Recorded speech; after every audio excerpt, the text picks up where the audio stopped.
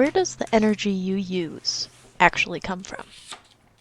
We all have seen the little outlet in the wall where electricity comes through. You can plug in your iPhone, your computer, whatever, and it charges.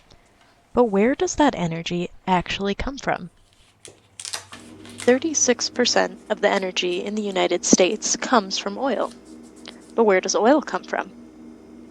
Oil is formed from tiny ocean creatures called plankton. These tiny creatures die and get buried by layers of sediment, compressed by the earth and transformed by heat and pressure over hundreds of thousands of years. Once we find a source of oil, we drill into the rock that the oil is trapped in and extract it through various methods for use.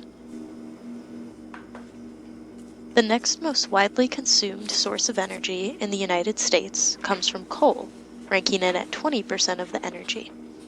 Coal forms from swamp plants that die and then get buried by layers of sediment, compressed and heated within the earth, and eventually turned into coal. We mine this coal from underground. Oil and coal are considered non-renewable resources. Let's talk about some renewable sources of energy. Nuclear energy weighs in at 8% of our energy consumption in the United States. Nuclear energy is trapped at nuclear power plants. The energy comes from the fission or breaking of nuclear bonds within atoms, separating the protons and the neutrons. There is a massive amount of heat released from numerous fission reactions within the nuclear power plant. When the heat is released, it's passed by water, which is turned into steam. The steam then turns a turbine, which produces energy and electricity. Biofuels are fuels that are derived from living matter. Biofuels are most commonly made from corn and sugar. The fuel is produced when the living matter is fermented. During the process of fermentation, ethanol is produced, which can be used as a fuel source. Hydroelectric power is power that comes from harnessing the power of water.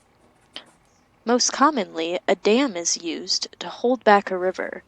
Certain amounts of water can then be let out through the dam at certain intervals, which will turn turbines and be used to harness power.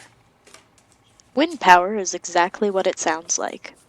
Giant wind turbines are erected on the face of the earth to capture wind energy ripping across its surface. When these turbines turn, they produce energy. The power of the sun can also be captured for use as energy.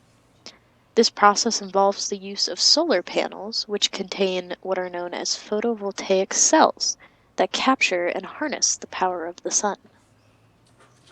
There are many types of energy that we use in the United States.